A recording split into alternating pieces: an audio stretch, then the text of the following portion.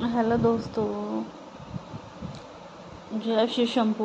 दोस्तों, आज आपको मैं सावन व्रत कथा सुनाने लगी हूँ। वीडियो को लास्ट तक ज़रूर देखिएगा दोस्तों, आप ही की ज़रूरी काम की बात है। आप मेरी पूरी वीडियो स्किप मत कीजिएगा प्लीज़, सारी देखिएगा। मैं बड़ी मेहनत से आप लोगों के लिए वीडियो बनाती हूँ, वीडियो लेकर आई हूँ। प्लीज़ आप वीडियो पर बने रहिएगा, ठीक है दोस्तों। मैं अब अपनी कथा शुरू करने लगी हूँ। आप लोगों के लिए ही है, अगर आप करते हैं तो बहुत इससे आपको फल मिलेगा, ठीक है दोस्तों।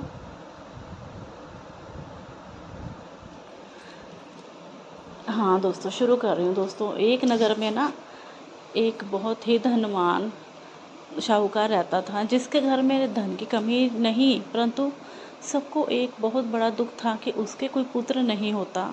वह इतनी चिंता में दिन रात लगा रहता और पुत्र की कामना के लिए प्रत्येक सोमवार को व्रत किया करता था और पूजन किया करता था।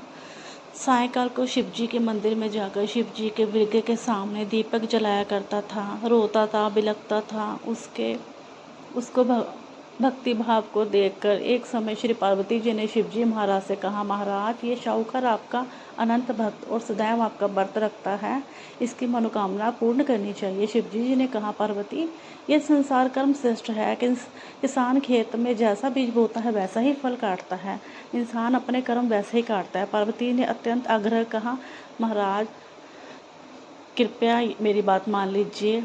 तो सदैव आपके भक्तों पर दयालु होते हैं, आप तो उनके दुखों को हरते हैं, मनुष्य आपकी सेवा व्रत पूजा करते हैं। पार्वती जी का ऐसे आग्रह करके देख शिव जी महाराज पिघल गए। इनके कोई पुत्र नहीं है, इसलिए चिंता में यह दुखी रहता है। इसके भाग्य पुत्र ना होने पर भी मैं इसको पुत्र की प्राप्ति देता हूँ पार्वती, परंतु यह पुत्र केवल 12 वर्ष तक ही जीवित रहेगा। इसके पश्चात इसकी मृत्यु होना निश्चित है, अधिक और कुछ नहीं इसके लिए कर सकता मैं। यह सब बातें सुनकर साहूकार तो सुन रहा था, परंतु उसको ना प्रशंसा हुई ना खुशी हुई, दुख हुआ बहुत ज़्यादा। पर वो क्या करता, शिवजी महाराज का व्रत और पूजन करता रहा। कुछ दिन व्यतीत हुए, साहूकार की स्त्री गर्भवती हुई और 10वें महीने बहुत सुंदर पुत्र की प्राप्ति हुई। साहूकार के घर में बहुत खुशी मनाई गई, परंतु साहूकार को जबकि ये सारी चीज़ों का पता था, इसलिए वो अधिक खुश नहीं हुआ, प्रशंसा प्रकट नहीं की और ना ही किसी को भेद बताया। जब बालक 11 वर्ष का हो गया तो उसको पढ़ने के लिए पहले तो उन्होंने विवाह के लिए कहा कि हाँ, इसका विवाह अभी नहीं करूँगा, मैं अपने पुत्र को पढ़ने के लिए काशी जी भेजूँगा। फिर शाहूकार ने अपने साले अर्थात बालक के मामा को बुलाकर उसको बहुत सा धन देकर कहा कि तुम इस बालक को काशी पढ़ने के लिए ले जाओ, रास्ते में जिस जिस स्थान पर यज्ञ और ब्राह्मणों को भोजन जरूर करवाते जाना। वह दोनों मामा और भांजे यज्ञ करते हुए ब्राह्मणों को भोजन कराते हुए जा ही रहे थे कि रास्ते में एक शहर पड़ा।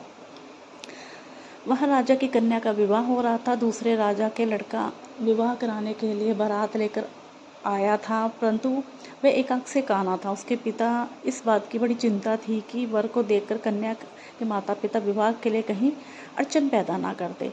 इसलिए उन्होंने सेठ के सुंदर लड़के को देखा, उससे आग्रह किया कि क्यों तुम दरवाजे के समय आ जाना, विचार करके बता देना मुझे। तो लड़का तैयार हो गया, ठीक है। तो वर के कपड़े पहनकर घोड़ी चढ़ाकर कन्या के दरवाजे पर ले गए और सब